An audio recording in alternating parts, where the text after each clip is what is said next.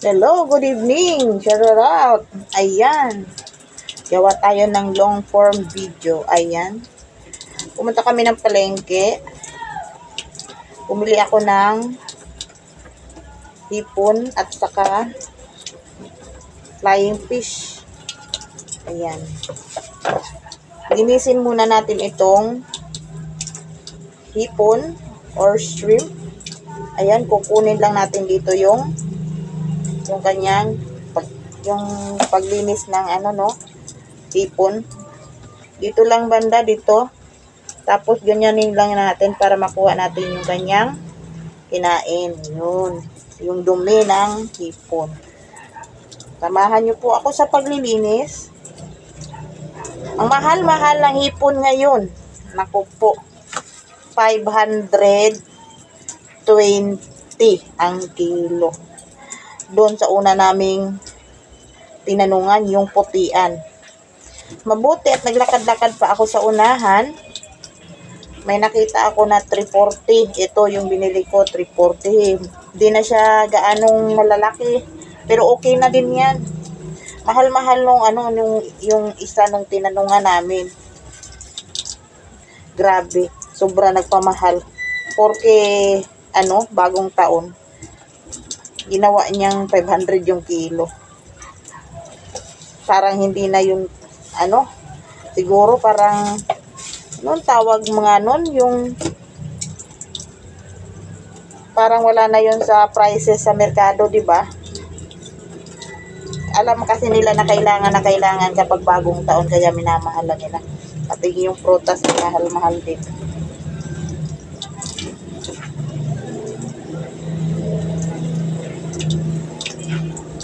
Hindi ko na kinumpleto yung binili ko na mga prutas. Ang importante meron lang nalagay at magkakasamang magpamilya at walang sakit. Importante may kakainin, di ba?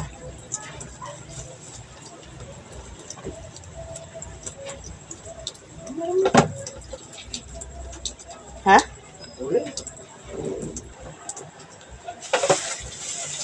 Ayan. Malapit na ako matapos sa aking paglilinis ng hipon. Meron na. Nagsaing ako. Kaway buot, oy. Ako cellphone, no? Mo gib...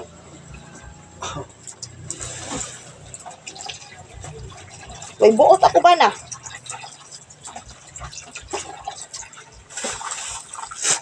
Ayan. Tapos ko nalinisin ang aming shrimp.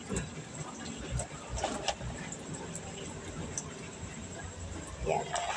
Para to bukas ha. Hindi ito para ngayon. At saka lagyan natin ng asin ang ating isda.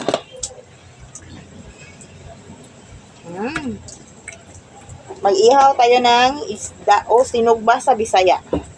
Magsugba ta karon og isda atong panihapon. Ako ni karon butangan og kadaghag asin no. Daghag asin para tayam nya, para lami kaayo ang atong sinugba.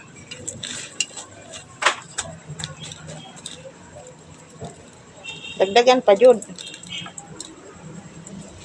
Dili magud ni kayo motuhop kay na siya himbis. Wala na ko tangtanga ang himbis kay isugba man siya. Charot.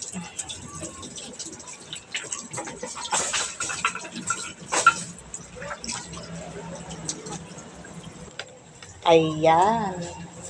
Alam niyo ba kung paano magtali ng lemongrass? Yan. Tali natin ang lemongrass. Iikot. Uy, kay namayo ba na wala ka balo mo hikot og tanglad or lemongrass? Itong aking lemongrass ay ilalagay ko ito mamaya kasi maglalaga ako ng may papalambutin ako. Magpapalambot ako. Hindi pwede mawala ang lemongrass dito sa amin, sa Bisaya, kapag kami ay nagluluto. Kasi ito'y nakakapawala ng langsa. Nakakapawala ng langsa at ito ay gamot din. Lemongrass. Para sa pagpapalambot ng yan, papalambutin ko to mamaya. Lalaga ko yan mamaya. 608 Street Train Tarambul by Ayan na ang aming inihaw na isda. 3 piraso lang, no? Kasya na yan sa aming 4. Tipid-tipid.